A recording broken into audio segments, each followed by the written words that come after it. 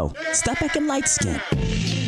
Welcome everyone to the am I allowed to say this? Sure? Okay. The Light Skinned Opinion Podcast with your host, author, and culture commentator Chris Maddox, blogger and overall asshole Alf954. And there's no way I'm saying this. It's offensive. Sure this is okay? Fine. And our dark-skinned producer, Parrish Thompson. What do we have today, boys?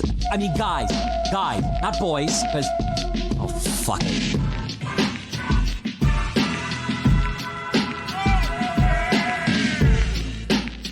One, two, 1, 2. 1, 2, 1, 2. 1, 2, 1, 2. Yo, and yo. Ladies and gentlemen, hello, everybody. Hello. Latest episode of the Light Skin Opinions podcast. Please forgive us. It's been so long. We should have left you something to step to and whatever else Timberland said. What's up, y'all boys? How you doing, man? What you gonna say Timberland? Well, Timberland and Missy. Timberland, like... But that's not where that originally... He's thinking Q-tip. He's thinking No. Q-tip. What are you thinking? No, that's it's been a long time. I shouldn't have left you without a strong rhyme to step to. No, that's the original. Rakim. Yes, yeah. but that's what I'm saying. How you can't? You got to go back to Rakim. Oh, you can't come at me with when Rakim rapped that, I was like 11 or maybe like 10. Exactly. You were grown enough to understand what was happening. My frame of reference for that lyric, sadly enough, is Timberland and Missy. I'm sorry. Oh, wow. Timberland and Missy, which then took my mind to Aaliyah, which then took my mind to R. Kelly, which we did not put on the show schedule tonight. Let's talk about him right now since you brought it up. Oh, yes, please. First of all, hold on, because we can bring that up. But Alf got introduced to a boy. Alf, you went to high school with Greg. I saw y'all going back and forth on Facebook. Oh yeah, who is this dude? We went to high school with Greg. You just don't remember him. I ain't had no classes with this nigga. But he also was out here trying to support R. Kelly, bro. He had them slow classes. He was out here. He was out here with the how is it a RICO charge and all this kind of stuff. And I'm all his classes were in portables. Like those portables that have like a sink in it. With a swear if you was in high school and your class had a sink in it and it wasn't health or science, something was wrong. Yeah, if your class had a sink in it past like 4th grade, like you was in the slow classes. If you could go to the bathroom in your class, you didn't need a hall pass.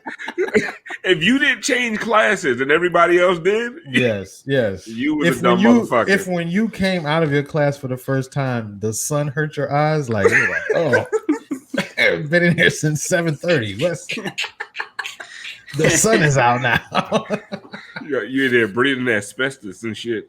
Oh man, ladies and gentlemen, welcome to the latest episode of the Light Skin Opinions podcast.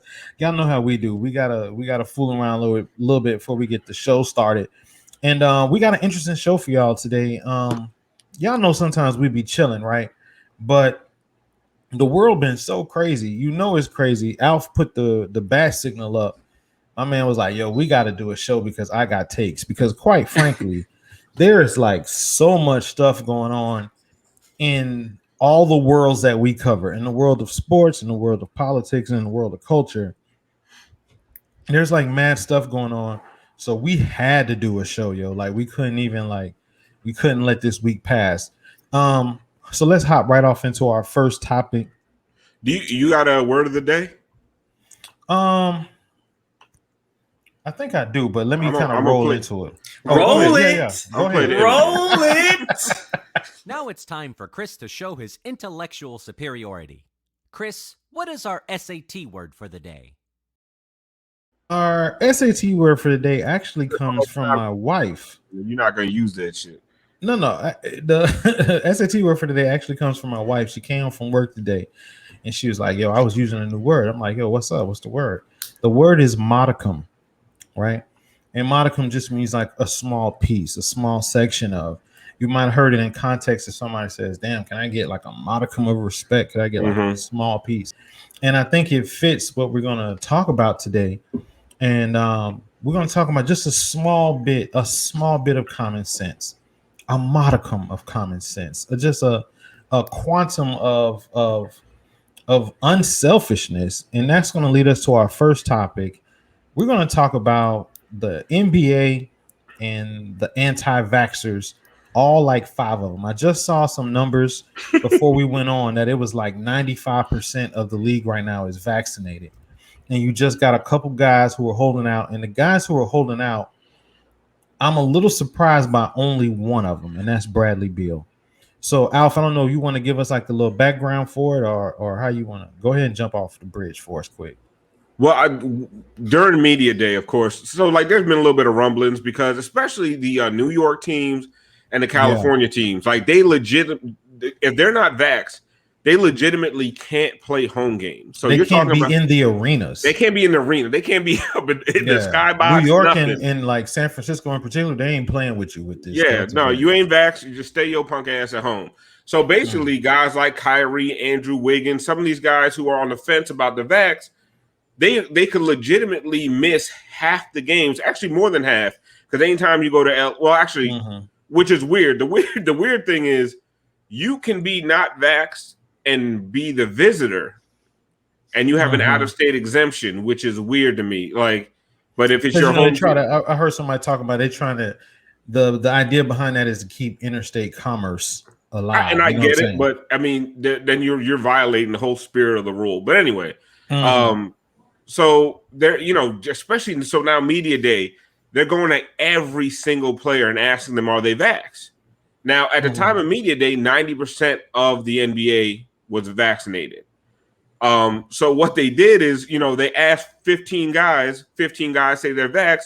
The one guy who says he's not vaccinated is who the headlines come from. Yeah. So you have your Michael Porter Jr.'s, who we all knew was kind of funny in the first place. Yeah, because he's been saying funny stuff. Yeah, you have Jonathan Isaac, who's been on some MAGA shit for a minute. You know what I mean? Super Christian conservative. Super Christian, except when it's taking a vaccine that might protect other people. That's not necessarily Christ-like, I guess. I don't know.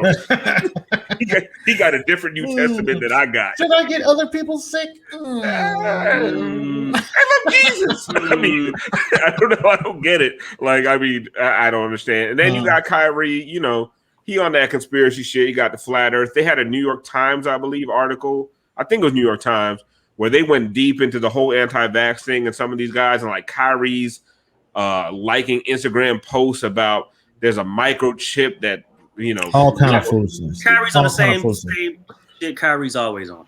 Yeah, always on. Kyrie's always looking for the most obtuse angle. Like contrarian Kyrie. He's a contrarian. But the guy who I was most surprised about was Bradley Beal. Well, I didn't know Bradley Beal was slightly like, what I'm saying? The fact that he don't want to leave Washington, it's strange. He on some nut shit in the first place.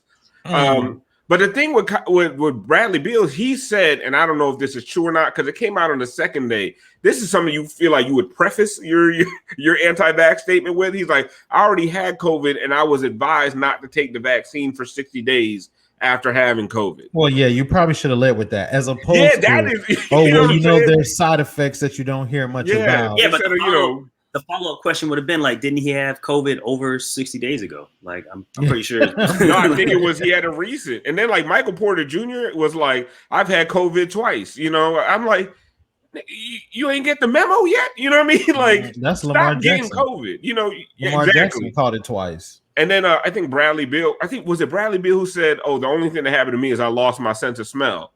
That's pretty serious. Yeah. Like, people are saying that now because we're in year 2 of COVID. Like, people are saying like, losing your sense of smell and taste. Yeah, like that leaves you out here with like 4 senses or 3 senses. You know what I mean? Whatever it is. I'm like, isn't that a bit of an issue? Like, you can't smell it. It's like I was only blind for 7 days. What? That was all. I could walk into a house, it could be filled with gas, and I would never know it, but it's all right. Like, come on, bro. As a nigga whose ankle was fucked up not too long ago, you take stuff for granted. Losing your sense of taste is not something, that seems like a big deal. I've had surgery on my eye twice. Like, so I'm very aware of what happens when your senses get tampered with. You feel me? Like, so I guess he's like, hey, I just lost my sense of smell. I guess that's inconsequential. I don't get it. But I want to talk to you guys too about what Kareem Abdul-Jabbar said. And Kareem Abdul-Jabbar came at it strong. The captain was like, yo, if you don't get vaccinated, cuz you need to get kicked off the team. Like, and some people say, well, that's like a very like harsh stance or very direct. But when you think about it now, sports is a community event, like in that community of players. You're putting everybody else at risk, and the NBA is aware of that. They're trying to shame people into this virus. You got to get dressed in another locker room. You got to ride another bus, another plane. And I wonder, like, do we consider these guys, Michael Porter Jr., Kyrie, and all them, is it just selfishness, or is it like, do y'all think it's like a legit like concern? I know it's hard to even like broach if it's like a real concern. But is it selfish? Let's go there with it. Is it a selfish act? Didn't Andrew Wiggins try to get like a religious exemption? Yeah. Was it? You think was it real? Was it real, or he was just trying to? No, I don't know what his religion is. The only people asking for religious exemptions are like the super conservative like Christians, and I'm not sure what kind of there's no tie to, it's the Satan ain't in the needle. You know what I'm saying? That's I really don't know who, and maybe I'm just sometimes he is. It depends on what needle we're talking about. Yeah, with that slow boat to China in it, that heroin needle. But it's like in there. It's like when white women, want to bring their dog on a plane and they say they got anxiety. Like, it's a bullshit excuse. It ain't real. What religion do you think it is that's like? I think the only ones that's justifiable is like Rastafarians. Like, is that it? Because I don't know about if Judaism. I was Israel's got like 100% vaccination. That's the first thing I thought about. I mean, even with the Islamic countries, bro, all the head of the Islamic organizations, like, get out of here with that bullshit. We are not anti-vax. Like, they've all put out statements. So unless you're a Rastafarian or some other, some Scientology nut shit that we don't know about, which I mean, Kyrie could be. Andrew Wiggins, come on, man. It would explain a lot. It would if he was like, I'm a Scientologist. It'd be like, oh, okay. Do you think these dudes really gonna go through with it? Because from what I understand too, you could, if you don't play, you're not getting paid. You're not getting paid. That's what it was, Chris. These niggas thought because that CBA is strong. It's very guaranteed contracts is strong. They thought that they were going to, because they are guaranteed their money. They thought they were going to get paid for them home games and just sit out. No, NBA said you ain't go. Who missing half a check? Who over how much money you making? Because the money that you're making is commensurate to the lifestyle you live in. You tell your accountant and your financial managers, I'm about to take half off this season, because of my beliefs or whatever. Man, that's finna hit whatever the bottom line is of your. But they put in a microchip in me, bitch. You walk around with stuff, and we talked about this before. I saw something today. I think DL Hughley posted it, and I was like, "Dang, that's really the realest." And I've said it to people, but I've never said it as concisely as that meme did. How self-centered are you to think that the entire world would experience a pandemic just so the United States government could control you? Well, our girl Lamont from Dishes and Dimes had a viral tweet, 20-something thousand retweets, when she said it's the peak of like American exceptionalism to think that they instituted a worldwide pandemic to put microchips in black people. It's the conspiracy isn't they putting microchips in everybody. It's microchips in black people. So I asked, on Twitter, like, is it like activated by melanin? Like does Paris get more microchip and we get less microchip? Like, what I'm saying? The other funny part about it, I'm watching CNN. I'm watching CNN the other morning. My ass. CNN is like Democrats is like up to like some high number vaccinated, like 80, 85 plus. And Republicans are the third lowest group. They're like at 30-some% vaccinated. So I'm like, for all the people who think it's like a conspiracy theory to like get black people or kill black people, the people who are not taking the virus are conservative white folks. Like they are not taking the vaccine. I mean, and there's plenty of us too. And you were asking before, is it selfish? I honestly I don't know what it is at this point. I think there's a mixture of selfishness. There's a mixture of ego. Like you ain't gonna tell me what to do. There's a pride. There's part of it. There is a justifiable distrust of the U.S. government. All right. And not just U.S. government, world governments, power, people in power in general, right? You always want to see, why they giving us this shit for free? You know what I'm saying? When they hand out free cell phones in the hood, niggas are like, what's this about? You know what I mean? The only thing that knocks me off of that particular conspiracy theory is, what I learned from Wu-Tang. Cash rules everything around me. That's it. If you killing off all of the workers and the laborers, that's it, bro. Then the world can't function. Like the reason they care about this shit so much is because first of all, we are reaching a labor shortage without COVID. Without COVID. Before COVID, there was a level of concern that there was not going to be enough labor going forward in the next 10, 20 years as people die. And who are dying the most? Poor people. The working class, the labor force is dying right in front of your eyes. They are not doing this out of the goodness of their own heart. Like an evil cabal somewhere in a dark room, drinking red wine mixed with blood of babies, right? if they really are doing it, this might be the worst plan ever concocted. We're gonna kill all of our laborers. We need to track black people, nigga. You know where we at? I don't get it. We outside. We right here. We got there's chips in everything already, man. Chips in cars, chips in cameras, on streets. I think everyone on this little stream right now has some type of smart TV at this point. It's chips in that, bro. So, but I reading my mind off of this shit. If I say I want a Beanie Baby right now, I'm gonna have an IG ad for it tomorrow. Hey, real question though. What does it take for a virus to get declared? Like, how long did it take for them to finally just be like, everybody's going to take the polio vaccine? We're not even going to ask you no more. We're just giving it to you at birth. You got to hit that point where where it's been around for a while and it has established itself. Polio, mumps, measles, and all of that, them things are proven to work. They've been in the world for a long enough amount of time to where it's just part of life. But I'm just saying, is there a year it's been around for 12 years? So really now we just. You're saying at what point? You're saying at what point is it mandated?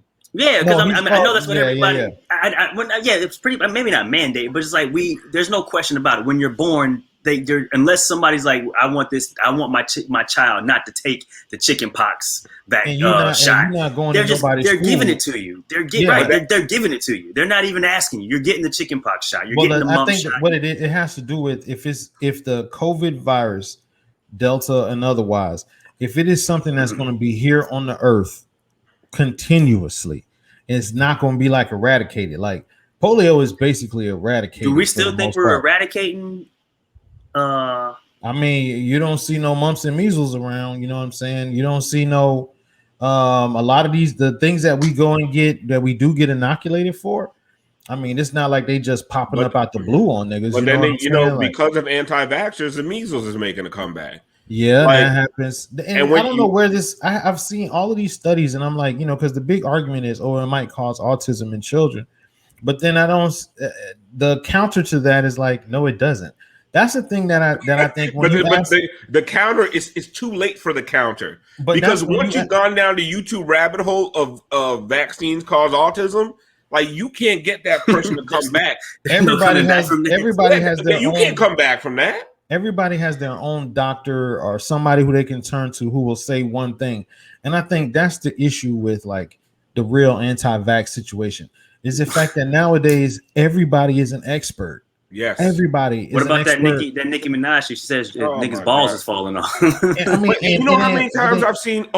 They're not reporting all the deaths from the vaccine. Yeah, I know enough people that done died from COVID. I know so many people who've gotten sick from COVID. I had COVID. You know what I'm saying? Like, I know people who've had COVID. I don't know a single motherfucker that died. That balls swelled up. That died from the vaccine, who became infertile. You know what I'm saying? Like that thing with Nicki Minaj's cousin, like that's a nigga trying to cover up an STD. That's basically what that is. Yeah. No, I don't got the clap. You know what was funny about that? No, baby. You know what was funny about that? The government of Trinidad and Tobago went and tracked my boy down. and came out and put a press release out. They're like, boy, you out here spreading bad information about what we got going on. Could you imagine when that cousin, when he got that knock on his door and the government is like, hey, you the buddy who balls swole up? Let me see your nuts. You got any evidence of this, cuz? But that's the problem, I think, is like everybody's an expert about everything. And so I wonder, like Kyrie, Bradley, Beal, Michael Porter, and all these folk, like, what do they do then when everybody around them, when there are no crazy side effects? You know what I'm saying? Like, if you're on a team of NBA professional basketball players, there's 15 of y'all, and everybody got vaccinated. Everybody got vaccinated, and nobody in that grouping falls dead. Like, that should be the perfect piece of evidence. If you take that whole community of the NBA and see how many people are like dying from the vaccine, then that should kind of either prove it one way or not. But you have these conversations with people, and there's always a loophole. There's always like a that's the thing. The goalpost keeps moving. Remember when they said the FDA? It's not even FDA approved. FDA approved it. What happened? They moved the goalpost. Oh, the FDA approved fentanyl. I'm like, nigga, shut the fuck up. Like, it's just that, and that's the thing. You're asking why, and it's like at this point there is no more why, right? And this is, and we're gonna get to what you just talking about, how everyone swears they're experts now, because we keep putting mics in front of niggas' faces that aren't experts. We keep, like, you're watching the news and they have a debate over this shit. It's not a debate. It's not. There's no debate. There's not. There's not. But we're gonna both sides ourselves into fucking oblivion. Like this both sides shit is the reason we have Trump, right? Or it's also because some of this shit sells. Like the reason that they promote the Kyries, promote the MPJs, promote Bradley Beal, promote Jonathan Isaac, is because the shit gets clicks, right? And so in our little bubble of people that, you know, whether we're knowledgeable or whether we're just like, fuck it, the scientist told me to take this shit, I'm sick of being in the house. In our bubble, we look at these niggas, we're like, ha ha ha, these niggas is hilarious, right? This is so stupid. Look at the dummies, right?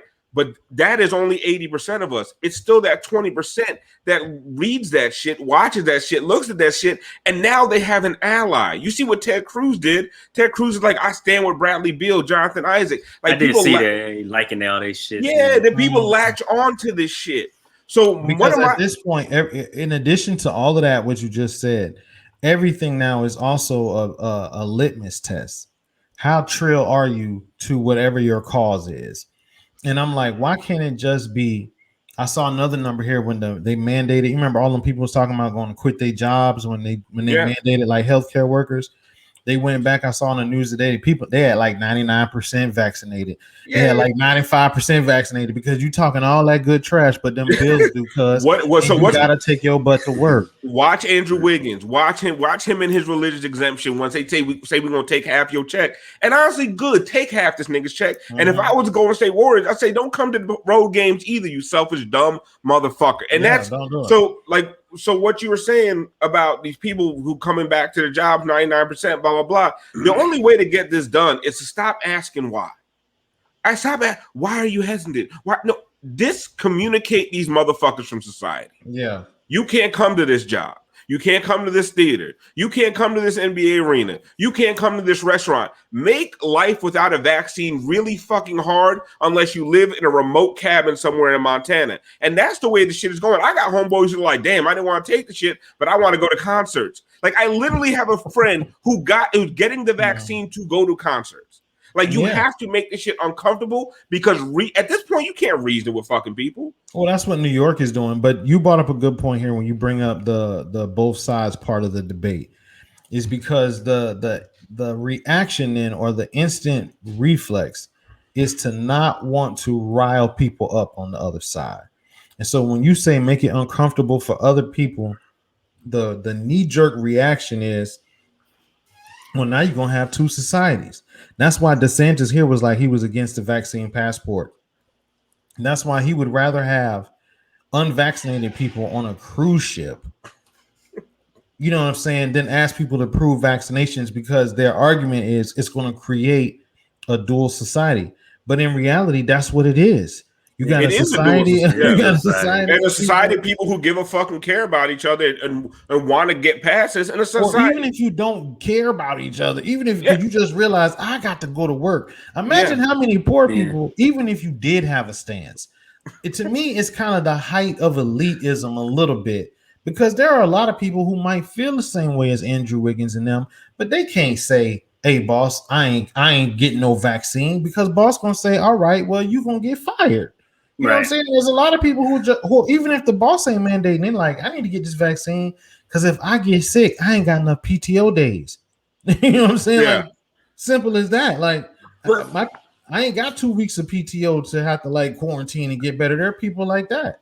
I think people just do like I'm cool with a dual society too. I don't understand why people go out to restaurants and Starbucks and just different places and they get mad when they don't get served. You know what I mean? It's like go someplace else. Like stay home. Stay home. Like you don't want. You've decided you don't want. That's the thing.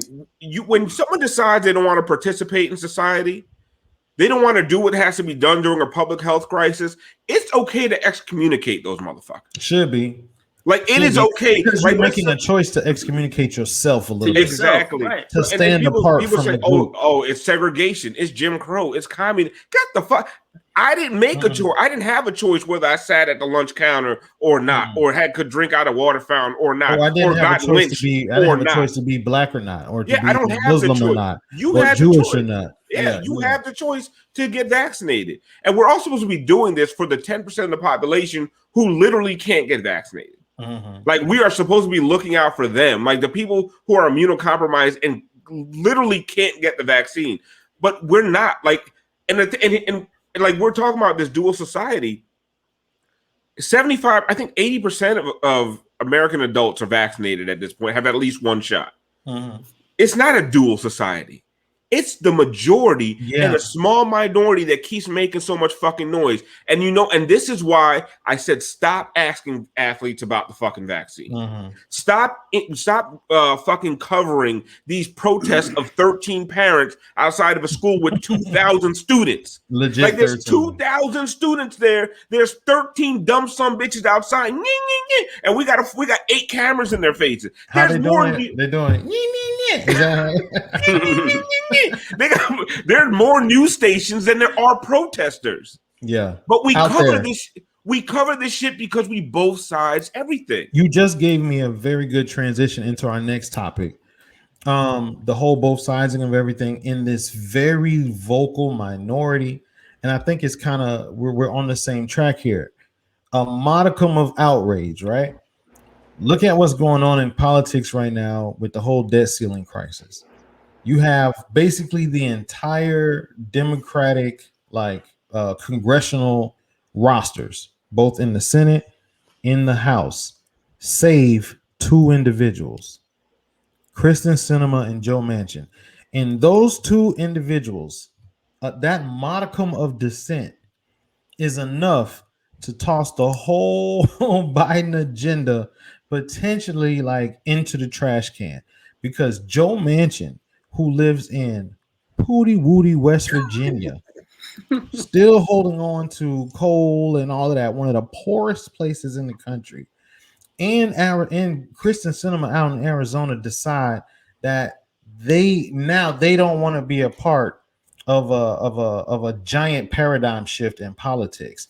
And to me, I feel like I wish it was a way that they could just be overridden, but they can't, because our whole society is set up in a way that the way it works, if the minority is vocal enough, let me be specific. If the white minority, if the white dissenters are vocal enough, they can shut everything down. Look at all the noise we made before we even get to the debt ceiling. Look at all the noise the country and the world made during the summer of 2020. And 13 raggedy ass Republicans are able, one, if you look at just Tim Scott by himself, are able to completely derail the Justice and Policing Act. Yep. And I'm like, in the whole world in one, but if you flip it, it's like no matter how loud black people get, we gotta fight and pull teeth to get. We got to burn changed. cities down. We got to burn cities down. 13 motherfuckers outside of a high school can get DeSantis to change his minds. 13 white people, but we got to burn a city down for you to maybe start talking about our agenda. Maybe. But now we talking about dual societies. I mean, come on now. But so Chris, anyway, you're bringing up this problem with the Senate and representation in government as a whole, right? Like I was watching this thing with Chris Karnacki, whatever, he does all the shit on the maps. He was pointing out that Los Angeles County has the population of 5 red states. Yeah. Now those 5 red states and none of the political power or clout have 10 senators. Mm-hmm.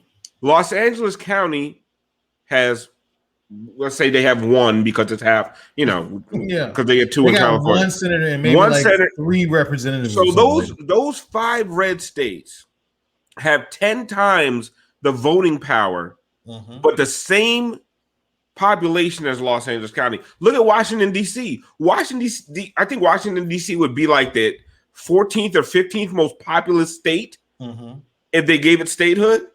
They don't have a Senate representation. Why? Because everyone there is black. And then because of that, like perceived equity, 2 senators per state, it also tilts the culture balance, because those 5 red states, they can argue against whatever anybody else wants, because it's going to change the culture for us. Nigga, it's 40 of y'all. Yeah. Like this is we're talking about giant momentous transformational ideas, and all of that can crash on the shore of 5 states where nobody lives, who are trying to maintain a world that no longer exists. P, have you seen that map they always show when they show how many counties Trump won? Yeah. And the country is majority red, like overwhelmingly red. It looks like a fucking T-Mobile map. Yeah. Except the problem is nobody lives in those places. They are literally giving land voting power. It's the dumbest fucking thing in the world. Land has more power to vote in this country than people do. But that's the reason why the whole electoral college thing, because they have it. Because if they didn't, 5 states would pick the president every year. If they didn't, we would be well on our way to living in a completely different society. This country this country's center left. It has been for a very, very long time. The reason why they're fighting so hard to stop not the infrastructure bill, the the Build Back Better plan and all of that, is because of what they learned with Obama. Once Obamacare was passed, it wasn't no way to get rid of it. Once you introduce to the society, here is a government facilitated option that it might not be cheaper right now, but as time goes on, it's going to get cheaper, blah, blah, blah. You can't take it back. When Franklin Delano Roosevelt gave us the New Deal and Social Security and all that, you can't take that stuff back. So they're fighting so hard because the minute you say, wait a minute, we got to provide for home health care so that people can go to work, which used to be like a Republican tenet, like get people to work. We got to provide like early childhood so our children perform better in global competitiveness. All of these things, nothing about them sounds bad, but now all of a sudden we don't want to invest. And I wanted to bring this to you guys. Y'all remember when Trump was running and the whole appeal was, he gonna run it like a business. He gonna run it like a business. One of his businesses. One of his business. Yeah. But I love how they say like that. Trump Towers? You want this shit to Atlantic City? I mean, like that casino? A casino that went bankrupt? How did that happen? Fuck up a casino? Dog. Casinos are supposed to be like printing money. Like, what is going on? You could keep taking loans out on that motherfucker, like broke people putting shit in their kids' name. But if you ran it like a business, right? This is the part where I'd be like, it's a disconnect. Stuff just sound good. Oh, run it like a business. Don't businesses reinvest? Yes. If we look at the country like a business, that means our last major capital investment was in the New Deal. And we've been riding off that 50, 60, 70 years. And then when you come to people who are business people and you say, yo, we got to reinvest in the country. Oh, no, I can't do that. I can't do that. You going to tax me for it? Oh, no, I can't do that. And that's the part that loses me. I'm like, stop faking like you such great business people are champions of business and industry, because everything that is being presented will help business and industry. I have friends right now who are home with kids because they had to come home from COVID, and they home with kids. They want to get back in the workforce bad. They can't afford childcare right now. Chris, You know what I'm saying? I'm like, what? Our entire society is becoming untenable. Like if you're watching closely, they just had the thing that came out the other day that Miami is now the second most expensive city to live. And my wife asked me, she was like, "Well, I thought San Francisco was more expensive." I said, y'all caught that? Y'all caught that? My wife, yes. My wife. I wasn't gonna say that. P. I wanted to say something. I wanted to say something about the ring because I see it flashing all around. I say, "Oh my gosh!" She got the biggest ring she could find. You see this got shit a from gold ring too, boy. Shit from space. Yeah, got a finger sleeve. Yeah. That boy got a cut up thimble on his finger. Cut up thimble. Monopoly. What was I? No, I forgot what the fuck I was saying. Oh, we was talking about the society being untenable. Oh, like so, my wife was saying, "Oh, San Francisco is more expensive." I said, "But they pay people in San Francisco." What makes Miami the second least affordable city is the median wage in a household is like $39,000, and then I forget what the median rent or whatever. The housing market goes up double like every year. Yeah, but then when you talk housing about is going up 12, 15, 20% every year. But when you talk about raising the minimum wage and paying a living wage, this is the part that's a disconnect for me. Then they say, "Oh well, I can't do that. You'll kill my business." And I'm like, "But your business is growing. Like you're making money. Business in America, despite COVID and all, low key has been consistently making profits. If you have money in the stock market chilling, then you have seen it grow." Which means Chris, like the economy is growing. This whole idea that if we pay people more, it's going to cost us. We'll have to be struggling. We're going to have to raise prices. Then raise prices then and see what happens. They're raising prices anyway. Prices are raised. But when they raise prices, those price increases don't get passed down to workers. Like the owner of Chipotle, there was a headline that said Chipotle will have to raise prices with minimum wage increase, and the average was 20 cents a fucking burrito. Go ahead. I don't care. But what happens is all these other price increases, all this other inflation you've seen is not getting passed on to workers. No, it's either getting used for automation, which is losing workers, right? Making things more efficient, making it more profitable, because all anybody cares about right now is profit. It's bottom line. Why? Because who cares about profit? Shareholders. So this whole idea that businesses are making more money, they are making more money because our entire economy is propped up on poorly leveraged corporations having to satisfy shareholders. So yes, you put all this money on the bottom line. Yet you put $2 billion on the bottom line, right? You say, well, why can't you take some of that $2 billion and pay your workers more?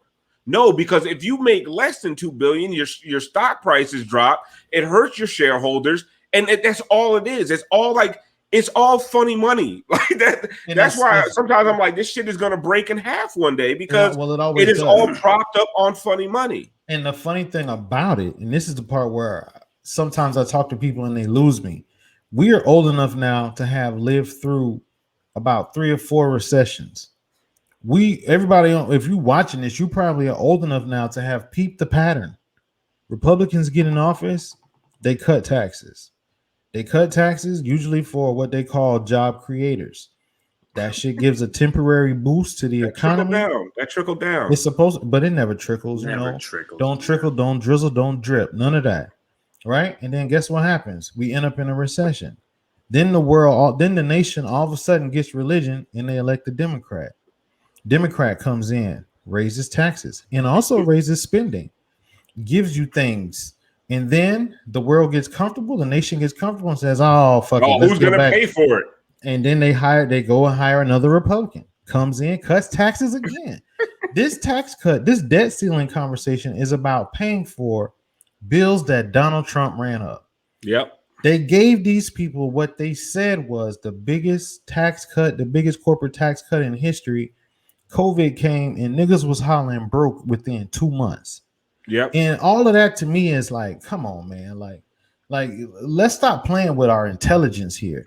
And the people who be supporting this, I'm like, do you really believe this? Or are you just really capping for it? You know what I'm saying? Like, what's because it's obvious that the economic system that Republicans will give to us is flawed. The Democratic system is too, but at least with the Democratic, it's all flawed. But at least with the Democratic system, we saying, hey, get a little something. We can get a little something out of it. They break us off a little bit. They break us off. They like, look, here a little bit of money. They know we're gonna put it back in the system anyway. Mm-hmm. But that's in Paris. You out here fucking preaching with that shit, which is so Republicans always want to line the pockets of the wealthy, and then they promise we gonna give the wealthy money, and we gonna give you a little bit, it's gonna trickle down to you. Which, first of all, like. As a person with pride, I don't want nobody's trickle shit. I don't want nobody's trickle nothing. I don't want no trickle on me nothing. Like, how about you break me off? Because if you break me off, I'm for sure gonna spin it. I need to spin I'm for shit. sure gonna put it back. You know what I'm saying? These jerseys don't buy themselves. You know what I'm saying? No, I got cars to buy. I go to brunch to pay. And shit. I hold up the economy. You know what I'm saying? I tip waitresses and shit. We at that age right now. They need to be giving everybody 40+ tax cuts. Because nigga, we go on trips. We will go to resorts. You know how many strippers children I put through school? I'm sorry. Your wife ain't even here. You apologizing to us. He just knows. Bro, we went over to Mexico about a month ago, right? For my cousin's wedding. We on the airplane, people traveling like crazy. People our age is spending money. So when you're talking about cutting taxes for like the middle class, which we all kind of fall into that somewhere, we're going to reinvest that money into the economy. We have to. When you give tax cuts to the wealthy, they reinvest it in themselves. You know what I'm saying? Like, yes, they hoard. Mm-hmm. They hoard, and they invested in each other's corporations, basically, and they buy stocks, and all that money just stays. It just stays right where it's at. It's just getting passed around, on that level. And it's worse than ever. It is like the gap is like they have found so many ways to keep increasing their fortune to the point you got billionaires talking about tax me. Warren Buffett's like, come on now. This shit's ridiculous. The point that you have, I thought about this when the Disney girl, the daughter from Disney, is like, "Can you tax me more, please?" Like, she's like, "I don't need all this fucking money." Like, it's gotten that bad. Look at the billionaire space race, right? Jeff Bezos, them boys, they taking their tax breaks, and maybe they fly to the moon. They got nothing to do. But here's the thing: maybe 10, 15, 20 years down the line, his investment in tourism, space travel, casual space travel will do something to benefit the economy of the country. But think about it. Them boys are building something that only the richest people will be able to take advantage of. Nobody in Plantation, Florida, where I'm at right now, not nobody I know, at least, maybe a couple people, will be able to purchase a ticket on Virgin or Jeff Bezos joint to go float up, above the earth and shit, and then come back for 15 seconds. Nobody, like a big ass roller coaster. Nobody who can afford that. So even they're taking their money and they're creating like, let's do something. Let's create like a carnival ride for us. It's a space roller coaster. Yes. Let's build a space roller coaster. You remember that thing at the Broward County Fair, like the Galvatron? They're like, let's build a real life Galvatron. Let's like go up to the space and get stuck to the wall. All right, give me $2 billion.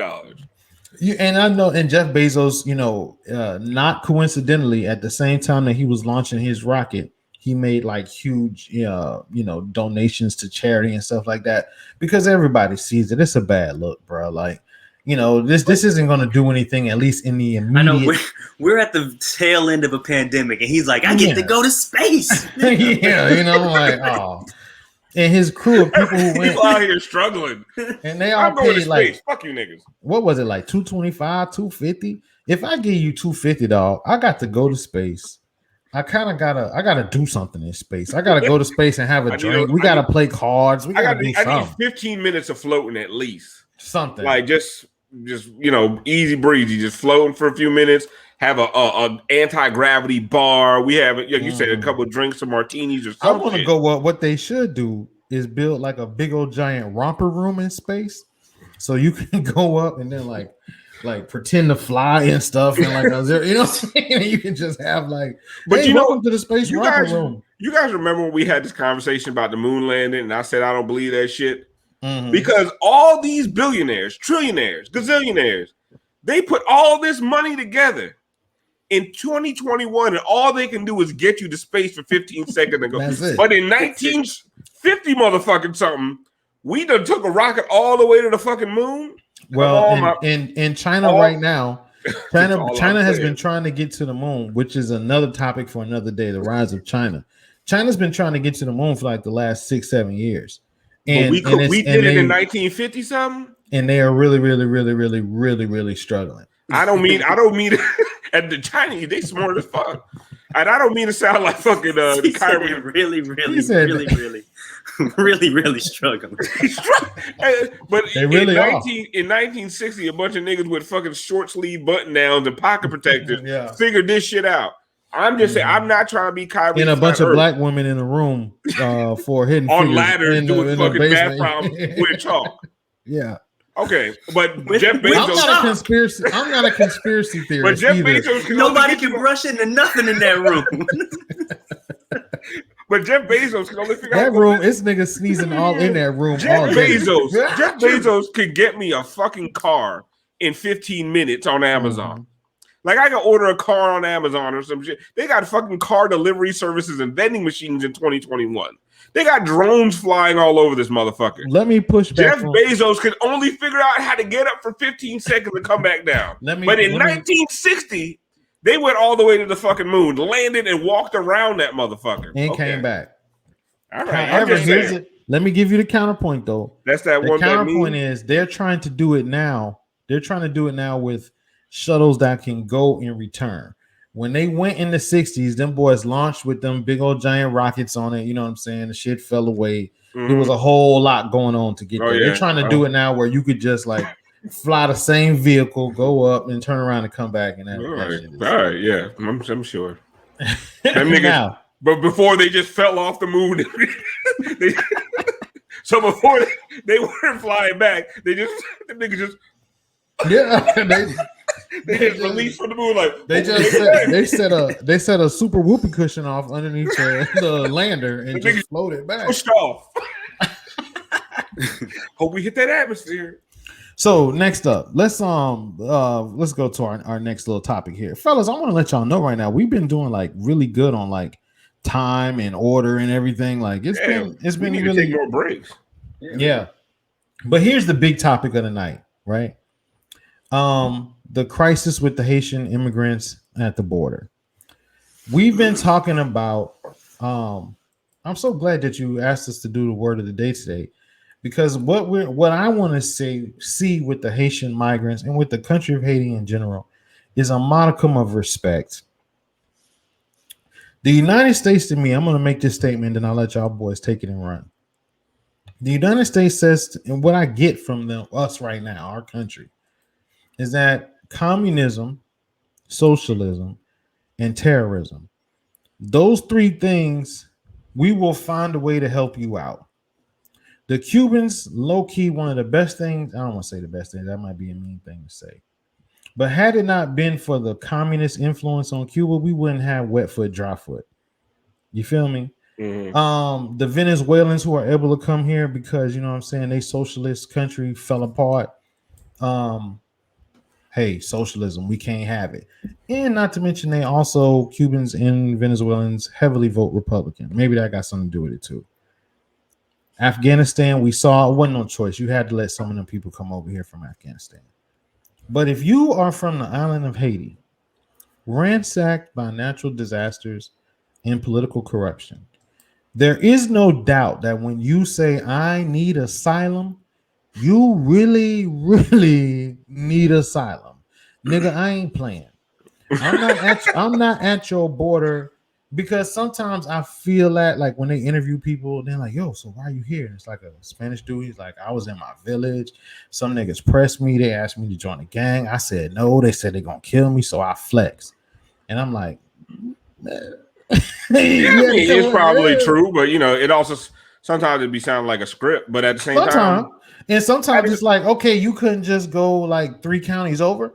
But that's neither here nor there, because I don't want to disparage people who really are on. Yeah, because they are being dragged in. Yeah, they are. But my point for bringing that up is, if you have a Haitian immigrant on the border telling you, I need asylum, you don't really have to question it. Like, you don't really have to like put it through no. They at the end of their road. First of all, if they don't come up through South America all the way through Mexico. Come on, man. And they left after the last hurricane and they didn't even come here. They said, you know what? I ain't even gonna come to the US. You feel me? I'm gonna go to Chile. You know what I'm saying? And they've been struggling. I heard a story today about how they've been struggling. Like Chile done had they up to their neck with it. They trying to get the Haitians from up out of there. That's why all of them are coming up now. And to act like we can just deport you back, where you sending them back? Where you going back to? Yeah. Now, like, okay, so y'all know I'm Haitian, right? My family's Haitian. I was born here, but my family's all from Haiti. And I'm seeing these motherfuckers on horses whipping Haitians. Man. Like they've been waiting for it their whole life. Because they got tired of whipping Mexicans. They're like, oh, we finally got some niggas on our hands. You know what I'm saying? Like, and it was just like, it was so motherfucking heartbreaking. You know what I'm saying? Like, I'm watching this shit, and people was like, you ain't gonna tweet about it? Because I tweet about everything. I'm like, I'm too angry to fucking make jokes and tweet about this shit.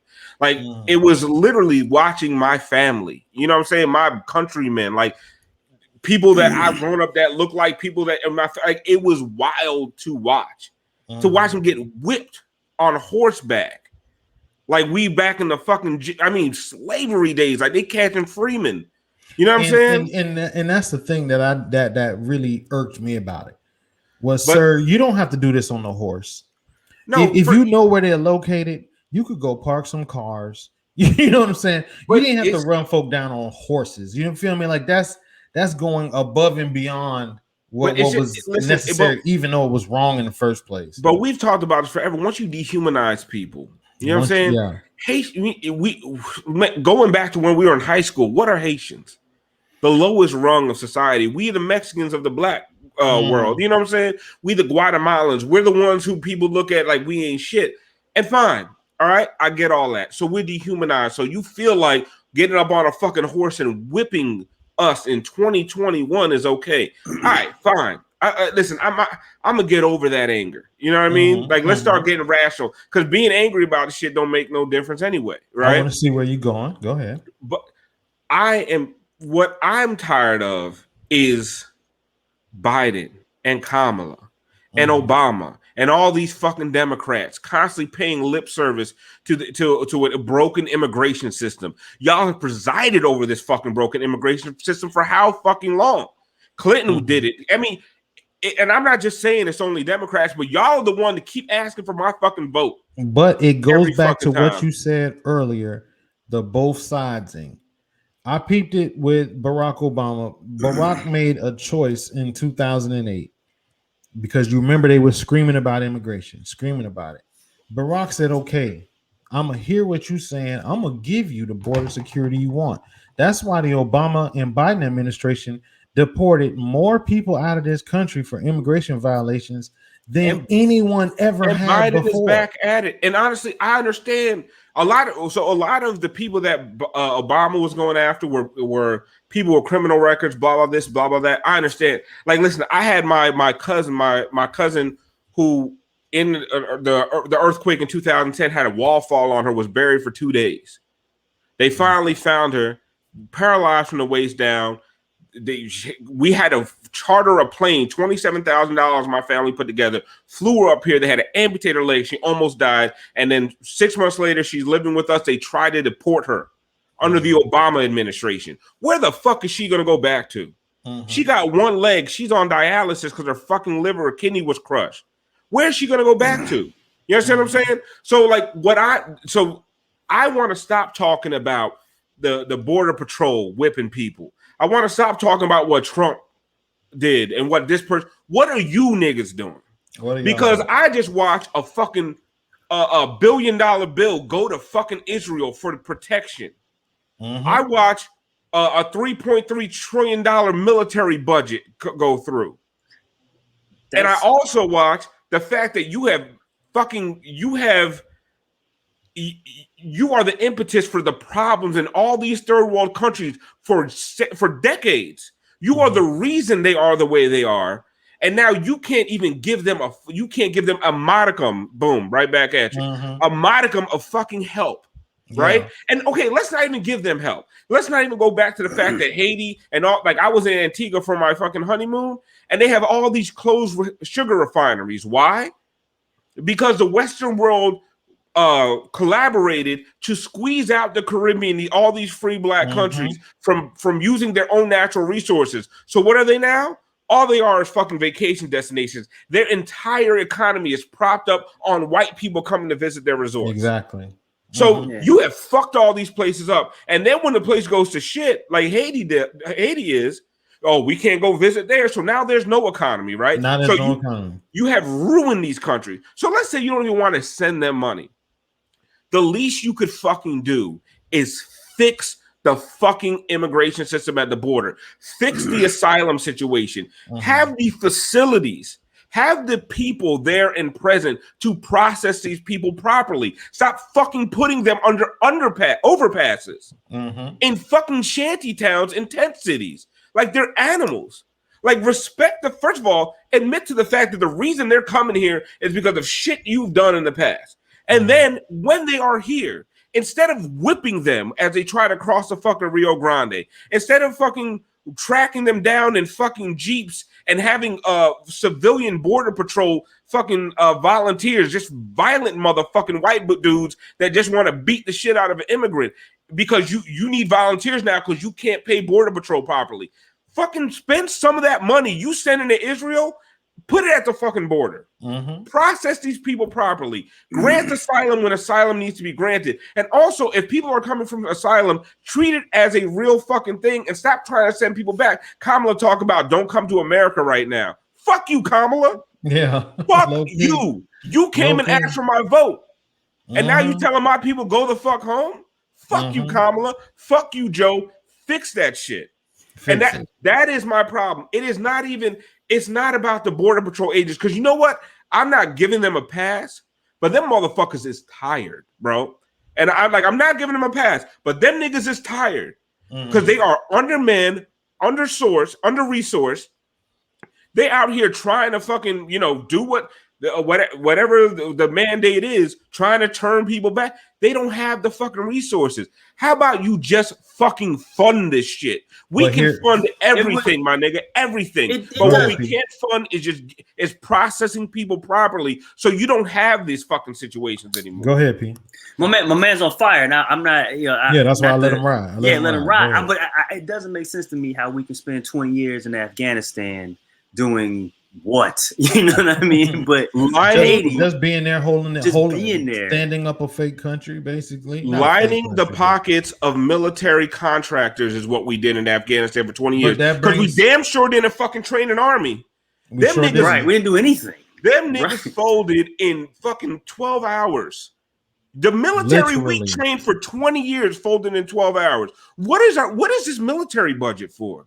What the fuck are we doing? The military budget is so that we can always project the image that we can come through and mess some shit up. But then low key, in reality, the last couple of times we tried to do that, we had to bring our ass back home with nothing. We stay bringing our ass back home. We stay bringing our ass back home, like low key. Since the Persian Gulf War, the first George Bush, like ever since that little situation right there, every time we go somewhere, we end up running back with our tail. Because we keep trying to do this whole nation building project.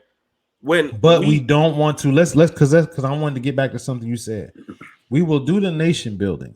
That's a major investment in another country. But when it comes to investing in the United States, then we get sticker shock. You just said it. The reason why there's not enough people on the border and they don't have the facilities, Republicans have spent the last 50 years trying not to fund the government. Yep. Right. Since Ronald Reagan made it his duty. What did Ronald Reagan say? The however many most scary words in the English language is, I'm from the government and I'm here to help. They have systematically squeezed and drained the lifeblood out of the government. And then when these crises pop up, they act like, oh my gosh, what's happening? You haven't properly funded border security or infrastructure. None of that. It's all infrastructure. You haven't funded it forever. And whenever we ask you to pay more taxes, you tell us no. Mm-hmm. So, and then when you borrow the money that you don't want to pay taxes to pay for these projects, then you borrow the money. And then when the debt ceiling comes up, now we got to play politics with, oh, well, should we do it? Should we not? Chris, it's not even that. So what do they do, right? You have a crisis at the border. You don't have the infrastructure on the front end, right? So now the rush comes to the border. You have not fixed your immigration system for decades. You have not modernized it. You've done nothing. So you have these shitty facilities. Like, have you seen border patrol facilities? Yes. Well, at least when they show them on TV. Oh my, it's pretty good. It's like these buildings are from the 50s, right? So you haven't modernized any of that shit.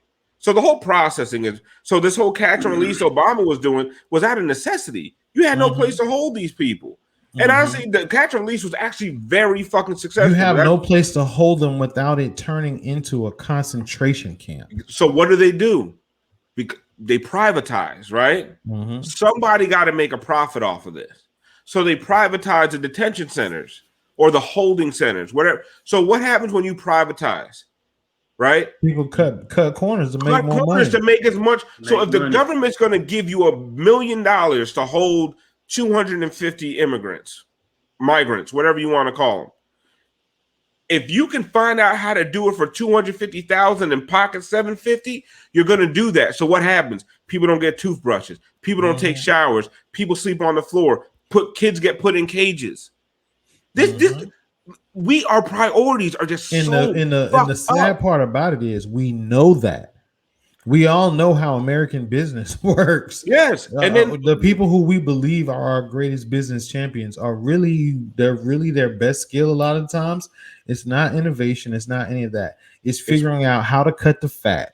It goes back, Chris. It goes back to why when these companies are putting down billion-dollar profit numbers, it doesn't go to the employees because it's about profit, it's about efficiency, it's about lining shareholders' pockets. So all these privatized holding centers, detention centers, immigration facilities are all publicly traded companies.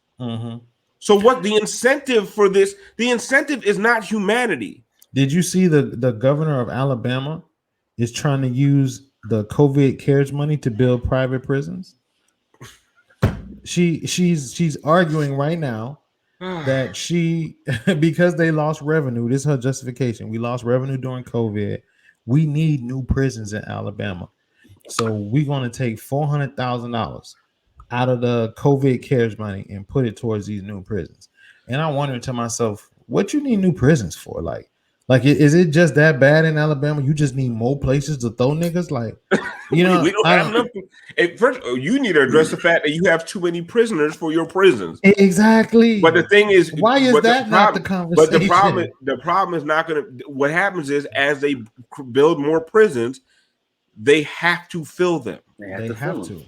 And then so now everybody's incentivized. The judges, the prosecutors, the police departments, they're incentivized to fill these fucking places with niggas. Anybody that has to run, including judges, anybody that has to be elected and needs money to run a campaign is at risk of being coerced or cajoled or just straight up compelled by like the private prison industry and whatever other industry to perpetrate. I said that wrong. Perpetrate. You saying it right, and you just second guessing yourself. It sounded terrible when I said it. It sounded really bad in my mouth.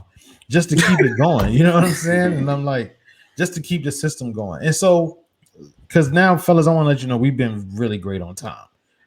Let's get to I want to kind of because we have these conversations, and I always try to be solution oriented. And right now, I really don't see a solution for a lot of this. we're gonna have this brinksmanship with the debt ceiling. It seems like we're gonna have it all the time. Democrats are so willing to let people have their own mind, while Republicans never have this problem when they're in office. They just be ramming stuff through without a problem. If we elect another Republican president after this, we already know the blueprint. Another tax cut will come, even though we've already been having successive tax cuts. Another tax cut will come. Another recession will come. Another housing bubble, another whatever bubble will come. I need a housing bubble because I got to buy something. These Who prices you are talking ridiculous. about? Yeah, now I have learned. We also, all of us on here, are old enough to have learned that low key you need to wait for a housing bubble. We might buy 3 houses. People talking about buying shit right now. Fuck you buying shit right now for? I wouldn't buy nothing right now. Man, don't buy nothing right now. I saw a $460,000 house in Hollywood that I would not fucking put my worst enemy in that motherfucker. I'm like 460. 460, almost $500,000. And $500,000. Same time, in the roof bad. $500,000, the roof bad, and your job don't want to give you no more money. Yeah. And the man who run your company says if he give you more money, he gonna be living. He might have to shut down. I don't know if I can afford it. He might have to put that house in Hollywood. I don't know, P. It's hard out here for a millionaire these days. I might have to sell a couple of these jet skis. I might have to, get rid of my timeshare in Tahiti or whatever. Because nobody don't own nothing. So do y'all boys have any solutions? Like, let's not leave the people on like, damn, I turned into LSO and them niggas was on that. All they did was complain. They didn't give me a modicum of hope. not a quantum of hope. Not a little piece. Here's what I will say though. Go ahead. The beautiful thing about America, aside from all the stuff that we just talked about, is that you all can subscribe to this channel. You can share this live stream, and me and my 2 good friends possibly can affect the algorithms and make enough pennies to where we can help Alf get a real ring and get rid of that thimble. You know what I'm saying? maybe that's like, you know what I'm saying? So help us out. You know what I'm saying? We out here struggling along with y'all. This shit certified aluminum, baby. Have you gotten used to it yet, or are you still? No, I'm still doing this shit all the fucking time, all day, right? Yeah, I get used to it. But as far as solutions, it's not a solution. The shit got to break, and that's what a recession is. That's what it is. Yeah. It's a contraction. We call it a recession, but it's actually a contraction. The economy and everything is saying, whoa. Let's restart for a second. Because what happens when things become untenable? The shit just breaks. Like, and honestly, you see it breaking right now, and it's not breaking. It's I don't know if it's because we're doing this same shit that we always do, but COVID's involved. It's like I drove by a KFC. Chris never drove by a KFC. He always stops. But I drove past the KFC and they had a signing bonus to work at KFC. Yeah. Signing bonus. Like you have the McDonald's by my house has a big old sign outside. And it's like starting at $12 with like 3 exclamation points.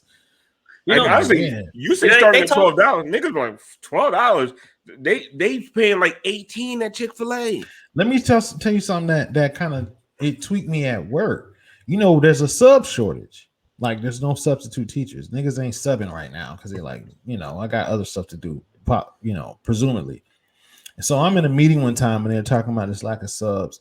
And they're like, people don't want to sub for what we paying. And my initial reaction was, then pay more money, nigga. Plain and simple. Like, ain't that the way the world works? Even at supply and demand.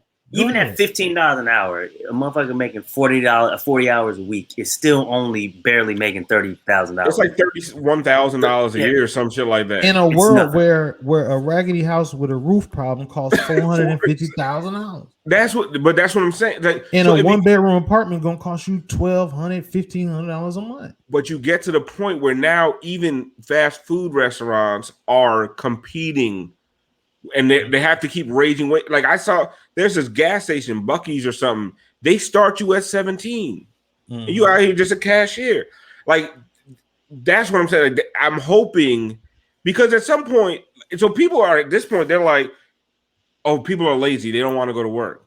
No, if I go to work and take your raggedy ass pay, it won't cover my rent. If I stay home and get unemployment and keep fighting, be like, oh, you can't evict me, COVID. You know what I'm saying? At least I can be. If I work for you, I will be homeless. Right? Why would I work for you? You understand what I'm saying? Like it is intellectually like it doesn't make sense.